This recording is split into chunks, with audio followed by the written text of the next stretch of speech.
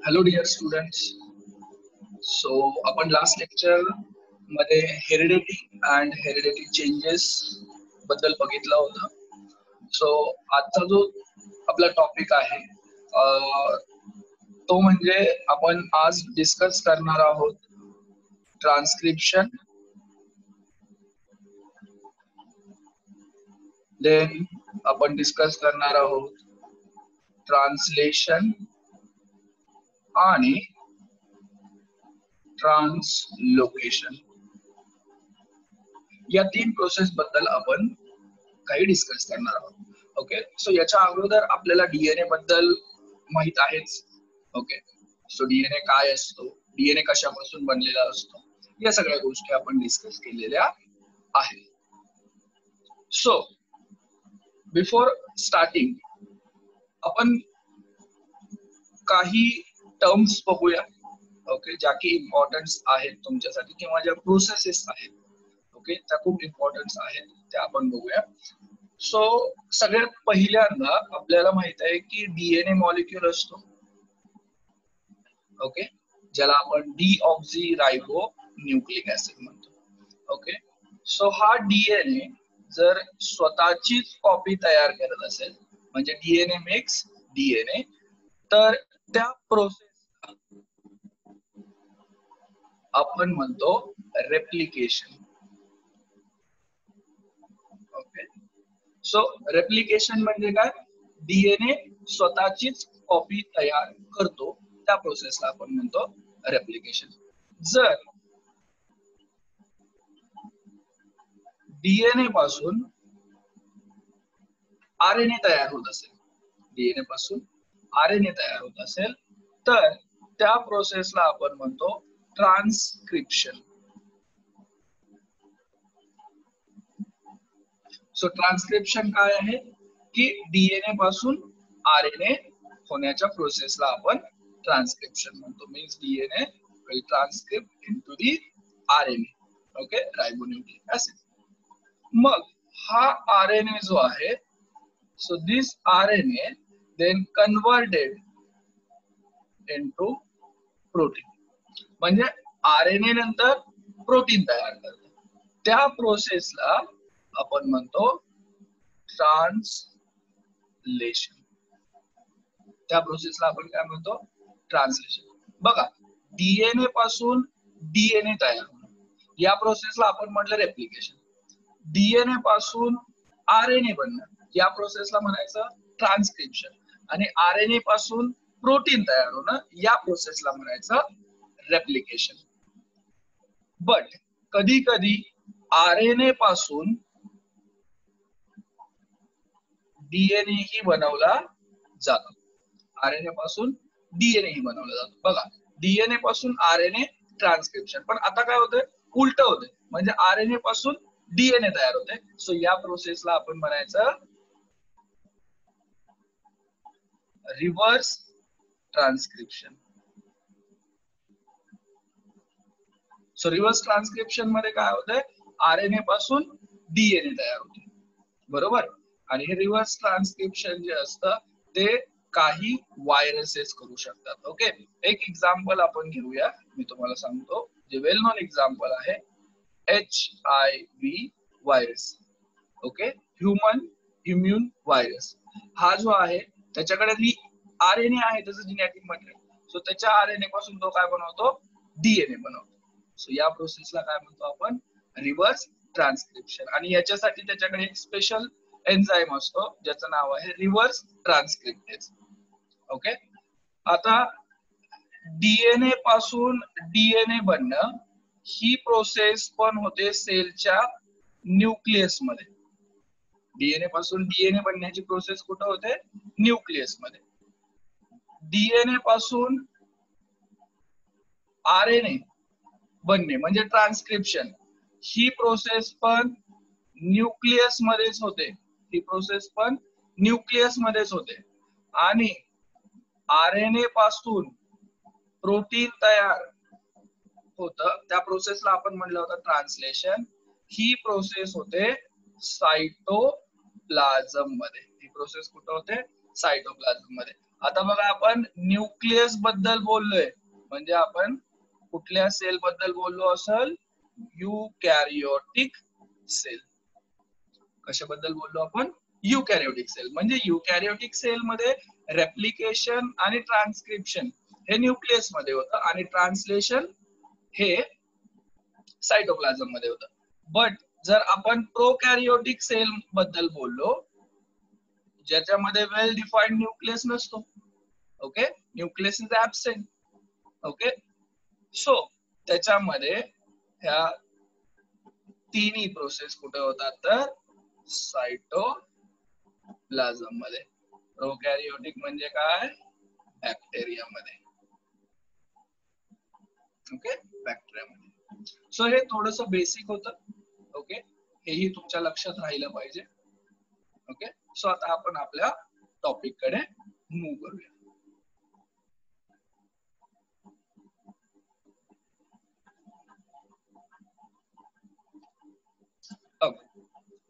So आपण बघणार आहे ट्रान्सक्रिप्शन, ट्रान्सलेशन आणि ट्रान्सलोकेशन, ओके. सो इथे दिलेलं आहे sketch and explain the structure of DNA and various type of RNA. Okay, so DNA चं स्ट्रक्चर तुम्हाला एक्सप्लेन करायचं आहे. सो DNA चं स्ट्रक्चर जे आहे ते तुम्हाला एक्सप्लेन करायचं आहे, जे की वॅटसन अँड क्रिक या सायंटिस्टने दिलेलं आहे. ते DNA चं स्ट्रक्चर एक्सप्लेन करायचं आहे. Types of RNA. Okay, so 3 टाइपचे RNA मोस्टली असतात. mRNA, tRNA and rRNA. Okay, ह्या 3 टाइपचे RNA. ठीक आहे. So explain the meaning of genetic disorder and give the names of some disorders. Okay, so genetic disorders ज्या की chromosome मुळे होतात किंवा जीन मुळे होतात त्यांना आपण जेनेटिक डिसऑर्डर म्हणतो. लास्ट इयर आपण 9th मध्ये शिकलेलोच आहोत some genetic disorder. Okay, so ज्याच्यामध्ये आपण सिकल सेल ॲनिमिया घेऊ शकतो, सिकल सेल ॲनिमिया असेल एक्झाम्पल. ओके, त्याच्यानंतर तुम्ही बघा अल्बिनिझम शिकलात. ओके, अल्बिनिझम आहे. त्याच्यानंतर डाऊन सिंड्रोम आहे. Okay, so these are the some examples of genetic disorder. Okay, genetic disorder चे example है. Now see, with the help of RNA, the genes present in the form of DNA participate in the functioning of cell and thereby control the structure and functioning of the body. So, RNA च्या मदतीने DNA मध्ये जे genes present आहेत ते jeans काय करतात? Participate करतात सेलच्या फंक्शनिंग मध्ये. ओके, आणि त्याच्यामुळे आपल्या बॉडीचं स्ट्रक्चर आणि फंक्शन कंट्रोल केलं जातं. ओके, सो आपण म्हणलं की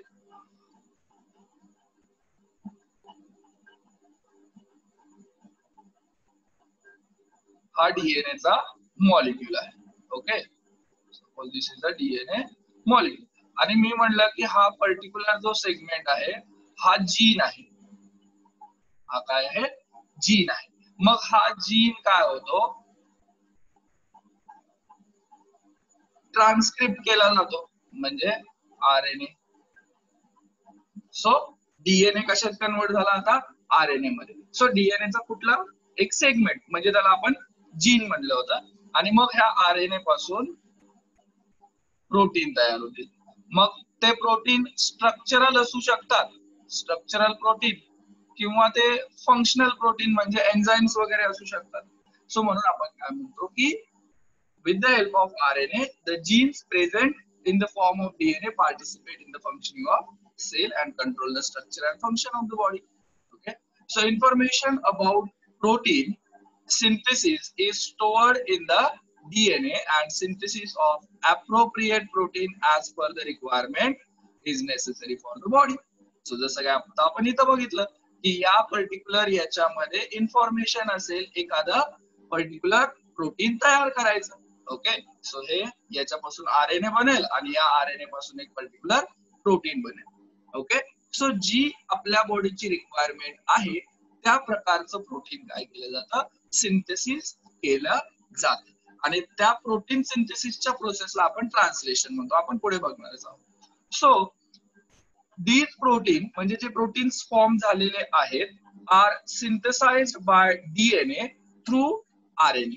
ओके, जसं की आपण मगाशी बघितलं होतं, डीएनए पासून आरएनए बनतो आणि आरएनए पासून नंतर प्रोटीन्स बनतात. बरोबर. सो मग काय झालं, these proteins are synthesised by DNA. कशापासून बनले, डीएनए पासून, but with the help of RNA. आरएनएच्या मदतीने. ओके, और थ्रू द आरएनए, कारण की यांच्यामध्ये इंटरमिजिएट कोण आहे, आरएनए. डीएनए पासून डायरेक्ट प्रोटीन नाही बनणार, डीएनए पासून पहिल्यांदा आरएनए बनेल आणि आरएनए पासून नंतर मग प्रोटीन बनेल. So this is called as central dogma. So या पूर्ण एंटायर प्रोसेसला आपण काय म्हणतो, central dogma. Okay, sorry, this is called as central dogma. Okay, DNA चा RNA, RNA चा प्रोटीन, या प्रोसेसला आपण काय म्हणतो, दोन्ही प्रोसेसला सेंट्रल डोग्मा. सो mRNA मगाशी बघितलं होतं आपण, mRNA that is messenger RNA is produced as per the sequence of nucleotide on DNA. Nucleotide काय असतात, आपण पहिल्याच लेक्चरला बघितले. Okay, sugar plus नायट्रोजिनस base plus phosphate. Okay, या तिघांचं म्हणून एक मोनोमर फॉर्म होतो ज्याला आपण काय म्हणतो, न्यूक्लियोटाइड. त्याला काय म्हणतो आपण, न्यूक्लियोटाइड. मग हे न्यूक्लियोटाइड एकावर एक अटॅच होऊन काय तयार करतात, पॉलीन्यूक्लियोटाइड. काय तयार करतात, polynucleotide. Poly means many. So असे खूप सारे न्यूक्लियोटाइड एकत्र येतात आणि एक चेन फॉर्म करतात. ओके, ज्याला तुम्ही काय म्हणता, डीएनए. ओके, सो जे न्यूक्लियोटाइड डीएनए वरती प्रेझेंट असतात त्या न्यूक्लियोटाइडच्या ओके हेल्पनी काय फॉर्म होतो, mRNA फॉर्म होतो. काय फॉर्म होतो, mRNA फॉर्म होतो. and only one of the two strand of DNA is used in this process. DNA ला किती स्ट्रँड असतात, आपण म्हटलं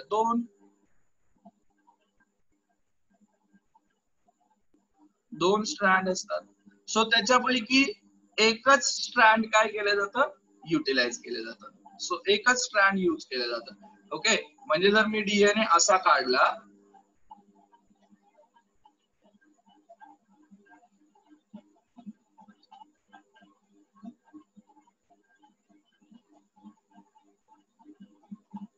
सो मी म्हणेल की हे फक्त खालचं स्ट्रँड काय होईल, यूज होईल आणि त्याच्यापासून mRNA तयार होईल. वरचा स्ट्रँड जो आहे, हा स्ट्रँड तो घेतला जाणार नाही, हाच स्ट्रँड खालचा जो आहे तो यूज केला जाईल.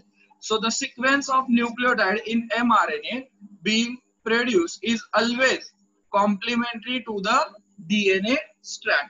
DNA स्ट्रँडच्या कॉम्प्लिमेंटरी न्यूक्लियोटाइडचा सिक्वेन्स आपल्याला mRNA मध्ये बघायला भेटेल. जसं की आपण फक्त एक एक्झाम्पलच्या ह्याच्यामध्ये मी तुम्हाला सांगतो, जर डीएनए मध्ये न्यूक्लियोटाइडचा सिक्वेन्स असा असेल ATGC. ओके, सो याचा कॉम्प्लिमेंटरी सिक्वेन्सच mRNA चा असेल. आता हा mRNA, सो A च्या जागी कॉम्प्लिमेंटरी T यायला पाहिजे, कारण की आपल्याला माहित आहे A always bind with T and G always bind with C. Okay, किंवा same thing T always bind with A आणि C always bind with G. Okay, अशी कंडिशन असू शकते. सो इथं T यायला पाहिजे, पण आता आपण आरएनए बद्दल बोलतोय. सो आपल्याला माहित आहे आरएनए मध्ये T च्या जागी काय येतं, युरॅसिल. सो इथं काय यायला पाहिजे, यू. टी च्या जागी काय असायला पाहिजे, ए. सो टी बरोबर काय यायला पाहिजे ए. जी बरोबर काय यायला पाहिजे सी. सो इथं सी आणि सी बरोबर इथं काय यायला पाहिजे जी. सो हा काय असेल mRNA चा सिक्वेन्स असेल. सो लक्षात ठेवायचं आरएनए मध्ये टी च्या जागी काय यायला पाहिजे यू म्हणजे युरॅसिल. ठीक आहे. So the sequence of nucleotide in mRNA being produced is always complementary to the DNA strand used for the synthesis. So there is uracil in RNA instead of thymine of DNA. So DNA च्या thymine च्या जागी RNA मध्ये काय येतं uracil. RNA मध्ये काय येतं uracil. Okay, I hope this is clear. So this process of RNA synthesis is called as transcription. Okay, so DNA पासून RNA synthesis होण्याच्या प्रोसेसला आपण काय म्हणतो ट्रान्सक्रिप्शन. ओके, सो इथं एक छोटासा तुम्हाला एक ॲनिमेशन दाखवलेलं आहे. ओके, सो इथं तुम्ही बघू शकता. ओके, सो हा जो आहे तो डीएनए स्ट्रँड आणि हा एक नवीन तयार झालेला mRNA आहे. ओके, सो हे दोन डीएनए चे स्ट्रँड, त्याच्यातलं एकच स्ट्रँड युटिलाइज होते बघा आणि याच्यावरती काय बसतायत हे न्यूक्लियोटाइड ऍड होत आहेत एकावरती एक. ठीक आहे, सो बघा इथे यू आला बघा. ओके, सो हा जो तयार झाला नवीन तो झाला तुमचा mRNA. त्याला तुम्ही म्हणले मॅसेंजर आरएनए. ठीक आहे, आणि हा जो आहे तो आहे आरएनए पॉलिमरेज नावाचा एन्झाईम जो आरएनए तयार करण्यासाठी मदत करतो. हा डीएनए मॉलिक्यूल, हा mRNA. ठीक आहे, सो ही ट्रान्सक्रिप्शनची प्रोसेस. ओके, सो आता आपण नेक्स्ट बघूया.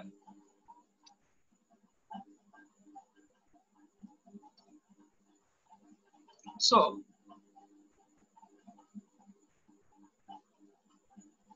the mRNA, आता जो mRNA तयार झालेला आहे, the mRNA formed in nucleus comes in cytoplasm. आता आपण जर युकॅरियोटिक सेल्स जर बोललो तर जो mRNA आता न्यूक्लियस मध्ये तयार झाला असेल, सपोज ही सेल, या सेलच्या आतमध्ये न्यूक्लियस, सो हा न्यूक्लियस मध्ये mRNA तयार झाला. आपण पहिल्यांदा पण म्हटलं होतं डीएनए रेप्लिकेशन आणि डीएनए ट्रान्सक्रिप्शन जे आहे ट्रान्सक्रिप्शन प्रोसेस ती न्यूक्लियस मध्ये होते. सो हे न्यूक्लियस, सो याच्यामधून हा mRNA काय होईल असा सायटोप्लाझम मध्ये येईल. ओके, सायटोप्लाझम मध्ये. So it brings in the coded message from the DNA. आता जो mRNA तयार झालेला आहे त्या mRNA मध्ये काय आहे कोडेड मेसेज आहे. कुणाचा कोडेड मेसेज आहे तर डीएनए चा. ओके, सो म्हणजे डीएनए वरती जी इन्फॉर्मेशन होते ती आता एका कोड लँग्वेज मध्ये आलेली आहे आरएनए च्या फॉर्म मध्ये, ज्याला आपण मॅसेंजर आरएनए म्हणतो. So the message containing the codes for amino acids. आता काय इन्फॉर्मेशन आहे बाबा त्या मेसेज मध्ये किंवा मॅसेंजर आरएनए मध्ये, तर कोणता अमिनो ऍसिड्स येऊन अटॅच होईल त्या कोडला, त्याला आपण म्हणतो की कोडेड लँग्वेज. ओके, आणि त्यांच्यामध्ये जे कोड्स असतात त्यांना आपण जिनॅटिक कोड म्हणतो. ठीक आहे, आणि mRNA वरती 3 न्यूक्लियोटाइडचा सिक्वेन्स असतो. ओके, म्हणून त्याला आपण ट्रिपलेट कोड म्हणतो. So see the code for each amino acid, प्रत्येक अमिनो ऍसिड मध्ये. सो ह्युमन मध्ये जर आपण बघितलं तर human content 20 standard amino acid, 20 standard amino acid आहे. सो हे अमिनो ऍसिड काय होतात एकमेकांना असे अटॅच होतात आणि हे प्रोटीन स्ट्रक्चर बनवतात. So they form the protein structure. Okay, so the code for each amino acid consist of 3 nucleotide. Okay, so 3 न्यूक्लियोटाइडचा एक कोड असतो. म्हणजे मी म्हणलं की AUG हा 3 न्यूक्लियोटाइड आहे, याचा एक कोड आहे. ओके. सो हा पर्टिक्युलर कोड AUG जो आहे तो एका पर्टिक्युलर अमिनो ऍसिडला कोड करतो. याचं आपण नाव घेऊया, हा मिथिओनिन नावाचा जो अमिनो ऍसिड आहे. जसे 20 अमिनो ऍसिड आहे त्यांना वेगवेगळे 20 नावं आहेत. ओके. सो हा AUG जो आहे तो मिथिओनिन नावाच्या अमिनो ऍसिडला कोड करतो. ओके. सो किती न्यूक्लियोटाइड आहेत? 3. म्हणून याला काय म्हणायचं? Triplet codon. काय म्हणणार याला तुम्ही? Triplet codon. So it is called as triplet codon. Okay. So see Dr. Hargobind Khurana, a scientist of Indian origin, okay, Indian origin चे एक सायंटिस्ट होते, Dr. Hargobind Khurana, has made an important contribution in discovery of triplet codon for amino acids. So Hargobind Khurana जे आहेत त्या सायंटिस्टनी डिस्कवर केलं होतं triplet codon आहेत म्हणून. ओके. 20 अमिनो ऍसिड साठी कोडॉन कसे आहेत? ट्रिपलेट. ओके. सो बघा ह्याची थोडीशी एक हिस्ट्री आहे. पहिल्यांदा हे म्हटले होते की सिंगलेट कोडॉन असते. ओके. सो आपल्याला माहिती आहे की किती नायट्रोजनस बेस असतात, न्यूक्लियोटाइड असतात? 4. जसे की A, U, आता mRNA वरती बोलतोय आपण, आणि GC. सो हे 4च असतील. सो असं त्यांनी म्हटले होते. सो सिंगलेट जर असेल तर 4च. सो किती बनतील? 4. आणि आपल्याकडे अमिनो ऍसिड किती आहेत? 20. ओके. सो कमी पडतात नाही. मग ते म्हटले असतील नाही, ड्युप्लेट असेल म्हणजे 4 into 4 असे 4. सो किती झाले? 16. सो तरीही 4 काय होते? कमी पडतात. मग त्यांनी म्हणले की नाही, मग हे 4 into 4 into 4 म्हणजे ट्रिपलेट कोडॉन असते. सो आन्सर काय होईल याचा? 64. सो टोटल जिनॅटिक कोड किती आहेत? 64. बट त्याच्यातले 61च काय आहेत? सेन्स कोडॉन आहे. सेन्स कोडॉन आहेत म्हणजे काय? की जे अमिनो ऍसिडला सेन्स करू शकतात. आणि 3 जे आहेत ते आपण म्हणतो स्टॉप कोडॉन, जे ट्रान्सलेशन जे आहे ते स्टॉप करतात. सो त्यांना आपण म्हणतो स्टॉप कोडॉन किंवा यांना नॉन सेन्स कोडॉन पण म्हणलं जातं. Non sense codon. Okay. Non sense codon पण म्हणलं जातं. सो म्हणजे आपल्याला 20 पाहिजे होते, बट आता आपल्याकडे काय आहेत? 61 आहेत. म्हणजे मोर दॅन सफिशियंट, खूप जास्त आहेत. म्हणजे काय असेल? ओके, की एक अमिनो ऍसिड जो आहे तो 2 पेक्षा जास्त कोडॉनला काय करत असेल? कोड करत असेल. ओके. एक अमिनो ऍसिड हा 2 पेक्षा जास्त कोडॉनला कोड करत असेल, म्हणून हे सफिशियंट आपल्याला झाले. सो फॉर हिज वर्क, म्हणजे हरगोबिंद खुरानाला त्यांच्या या वर्कमुळे कुठल्या? The discovery of triplet codon for 20 amino acids, he has been awarded with a Nobel Prize in 1968 along with 2 other scientists. अजून 2 सायंटिस्ट बरोबर त्यांना नोबेल प्राइज भेटलं होतं त्यांच्या या डिस्कवरीसाठी. So now we will discuss about the mRNA. So each mRNA is made up of thousands of triplet codon. Okay, thousands of triplet codon ने mRNA तयार झालेला असतो. As per the message on DNA, mRNA, amino acids are supplied by tRNA. Okay, so 3 RNA चे type बघितले होते आपण. mRNA, tRNA आणि rRNA. Okay. So mRNA चं तर आता तुम्हाला कळालं, त्याला आपण मेसेंजर RNA म्हणतो. tRNA म्हणजे ट्रान्सफर RNA. ओके, म्हणजे काहीतरी ट्रान्सफर करायचं काम करतं. काय ट्रान्सफर करायचं काम करतं? तर अमिनो ऍसिड्स. ओके, म्हणजे त्या मेसेंजर RNA वरती अमिनो ऍसिड्स ट्रान्सफर करायचं काम कोण करतं? tRNA. आणि rRNA म्हणजे रायबोसोमल RNA, म्हणजे हे रायबोसोम्स फॉर्म करतात. रायबोसोमल युनिट आपण म्हणू शकतो, ते फॉर्म करतात. ठीक आहे, प्रोटीन सिंथेसिस साठी लागणार. सो ते rRNA. So for this purpose tRNA has anticodon having the complementary sequence to the codon on mRNA. So tRNA जो असतो त्या tRNA वरती कोडॉनचा अँटीकोडॉन असतो. म्हणजे बघा, जर mRNA वरती सिक्वेन्स असेल AUG, तर याला अटॅच होण्यासाठी मी इथे एक स्ट्रक्चर जस्ट काढतो असं. ओके, सो हे असं टीआरएनएचा स्ट्रक्चर असतं. सो याचा कॉम्प्लिमेंटरी, ए चा कॉम्प्लिमेंटरी आता काय असणार आहे? टीआरएनए आरएनएचा आहे, यू चा ए आणि जी चा सी. सो UAC हा काय झाला? अँटीकोडॉन फॉर AUG. AUG चा अँटीकोडॉन काय झाला? UAC. सो हा अँटीकोडॉन कुठं प्रेझेंट आहे? टीआरएनए वर. So this is called as translation. म्हणजे टीआरएनए जे आहेत ते अमिनो ऍसिडला ट्रान्सफर करून आणतात एमआरएनए वरती. ओके, आणि त्याच्यापासून काय सिंथेसिस करतात? प्रोटीन. काय सिंथेसिस करतात? प्रोटीन. त्या प्रोसेसला आपण काय म्हणतो? Translation. So the amino acids brought in by tRNA are bonded together by peptide bond with the help of rRNA. So हा जो ब्ल्यू कलरचा दिसतोय इथे सगळा तुम्हाला, हा आहे rRNA.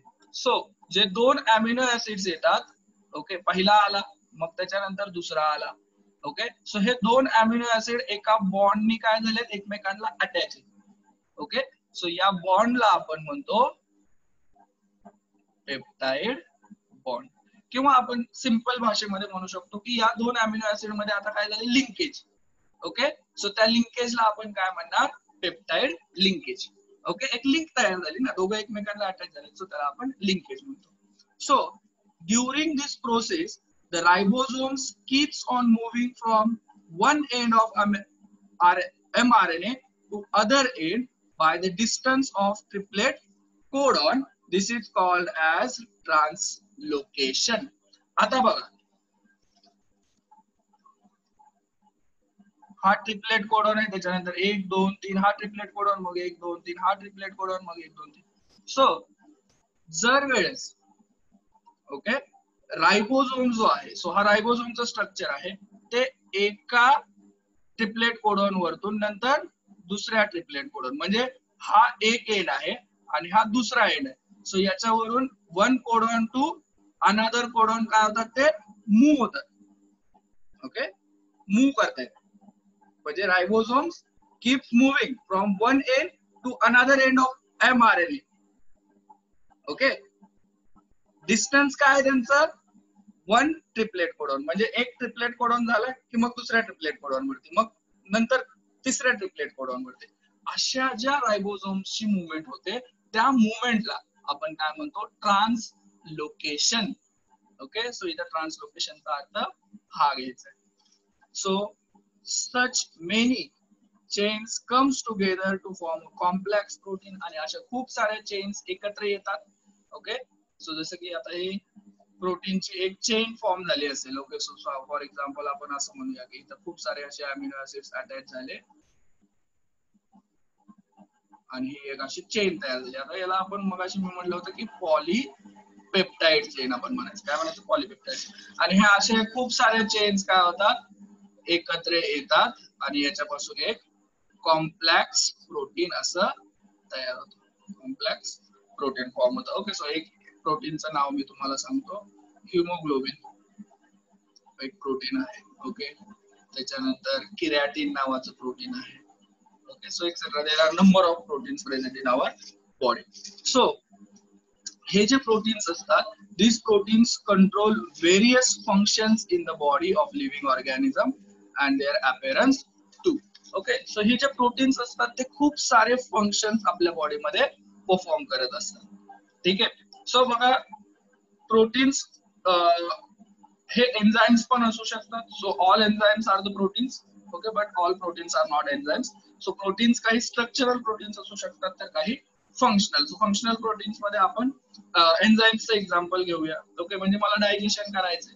ओके, सो मी जर खाल्लं तर स्टार्च जे आहे ते ग्लुकोज मध्ये कन्वर्ट केलं जातं. ओके, सो सलायव्हरी ग्लँड जी आहे आपली, डायजेस्टिव्ह सिस्टीम तुम्ही लास्ट शिकला असाल, सो त्याच्यामध्ये एक सलायव्हरी अमायलेज नावाचं एन्झाइम येतं. ओके, सो ते काय फंक्शन करतं की त्या स्टार्चचं ब्रेकडाऊन करणं. ओके, हिमोग्लोबिन आहे एक प्रोटीन. ओके, सो त्याचं फंक्शन काय आहे की ऑक्सिजन मॉलिक्यूल कॅरी करून घेऊन जाणं. ओके, त्या ऑक्सिजन मॉलिक्यूलला ट्रॅप करणं ओके, आणि त्याला ट्रान्सपोर्ट करणं. ओके, सो हे हिमोग्लोबिनचं फंक्शन आहे. ठीक आहे. सो हे बघा प्रोसेस ट्रान्सक्रिप्शनची कशी होते, ट्रान्सलेशनची सॉरी. ओके, हे रायबोझोम्स आले, हे 2 रायबोझोमचे सब युनिट. ओके, हे खालचं जे आहे त्याला आपण स्मॉल सब युनिट म्हणतो, आणि हे वरचं जे आहे याला आपण लार्ज सब युनिट म्हणतो. ओके, याच्यामध्ये 3 साइड्स असतात. हा जो आहे तो आहे टीआरएनए. ओके, हा काय आहे टीआरएनए. बघा हा एमआरएनए आहे, दिस इज एमआरएनए. सो एमआरएनए वरती काय ट्रिपलेट कोडॉन आहे AUG. काय सिक्वेन्स आहे AUG. सो त्याचा अँटी कोडॉन काय असणार आहे टीआरएनए वरती UAC. काय असणार आहे UAC. आणि हा AUG कोड आहे, सो तो कुणाला सेन्स करतो तर मेट नावाच्या अमिनो ऍसिडचा. मेट म्हणजे कशाचा शॉर्ट फॉर्म आहे तो मिथिओनिनचा. ओके, सो तसाच पुढचा जो अमिनो ऍसिड, पुढचा जो सिक्वेन्स आहे, सो हा रायबोझोम्स पुढे शिफ्ट होईल म्हणजे या 3 ट्रिप्लॉइड कोडॉन वरती. So CCG. ओके, सो म्हणजे जो टीआरएनए येईल, ओके आपण इथं टीआरएनए काढूया. सो जो टीआरएनए येईल त्या टीआरएनए वरती अँटीकोडॉन काय असतील, C च्या अगेन्स्ट G, C च्या against G, C. Okay, so हा CCG हा जो असेल तो पर्टिक्युलर जो काही अमिनो ऍसिड त्याला कॅरी करून येईल. मग ह्या 2 अमिनो ऍसिडचा काय होईल एकमेकांबरोबर लिंकेज होईल, आणि त्याच्यामध्ये जो बॉन्ड तयार होतो त्याला आपण पेप्टाइड बॉन्ड म्हणतो. आणि असे खूप सारे अमिनो ऍसिड्स काय होतात एकत्र येतात, जोपर्यंत ही लाईन संपत नाही तोपर्यंत mRNA. So the next, living organism can produce new individual like themselves due to the genes only, and some of those genes are transmitted to the next generation without any changes. Okay, so living organism आपल्याला माहितीच आहे की they can produce the new individual. Okay, and some themselves स्वतःसारखेच new individuals ते form करतात. का, कारण की बॉडी डिझाईन आपली सेमच आहे, डीएनए सेमच आहे. Okay, so some of the genes are transmitted to the next generation without any changes. Okay, so जे काही जीन्स असतात ते जीन्स काय केले जातात ऍज युजल नेक्स्ट जनरेशन मध्ये पाठवले जातात. So due to this some of the characters of parents are transmitted to their offspring. Okay, म्हणजे काही जीन्स मध्ये चेंजेस होतात. ओके, काही जीन्स मध्ये चेंजेस होतात म्हणजे काय क्रॉसिंग होतं. ओके, जीन्सचं त्याला आपण क्रॉसिंग ओव्हर म्हणतो, की आपला मॅटर्नल साइड आणि पॅटर्नल साइड यांचं मिक्सिंग होतं. ओके, कारण की आईकडून आपल्याला काही हाफ क्रोमोझोम येतात आणि फादर कडून हाफ क्रोमोझोम येतात. त्यांचं ज्यावेळेस आपण म्हणतो क्रॉसिंग होतं त्यावेळेस जिनॅटिक मटेरियल एक्सचेंज केलं जातं. त्याच्यामुळे आपल्यामध्ये काही कॅरेक्टर्स आईसारखे पण असतात, काही कॅरेक्टर्स वडिलांसारखे पण असतात. बट ते जे जीन्स येतात आई वडिलांकडून ते काय कुठले कुठले जीन्स ऍज इट इज येतात, बरोबर. म्हणून सम कॅरेक्टर्स आपण खूप वेळा ऐकतो की आपले जे ओल्ड पर्सन्स वगैरे असतात, आजी आजोबा, ते आपल्याला म्हणतात की याचे डोळे वडिलांसारखे दिसतात, नाक आईसारखं दिसतं. ओके, केस वडिलांसारखे आहेत, कान. ओके, सो हे का, कारण की ऍज इट इज ते कॅरेक्टर्स ते जीन्स आपल्या बॉडीमध्ये ट्रान्समिट झाले. ओके, सो त्यालाच आपण काय म्हणतो heredity. So transfer of genetic material from one generation to the next generation is called as heredity. Okay, so however sometimes sudden changes occurs in those genes. पण कधी कधी काय होतं या जीन्स मध्ये सडन चेंजेस होतात. ओके, सो त्या sudden चेंजेसला आपण काय म्हणतो म्युटेशन म्हणतो. Okay, so sometimes any nucleotide of gene changes its position that cause a minor change which is nothing but the mutation. Okay, so एक जीन मध्ये change झाला, एका न्यूक्लियोटाइड मध्ये जरी चेंज झाला तरी पण तो मायनर चेंज हा आपण काय म्हणतो म्युटेशन म्हणतो. ओके, सो इथे बघा मेन सिक्वेन्स हा आहे.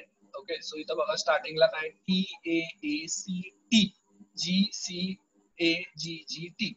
आता इथं बघा काय होतंय TAACGAT.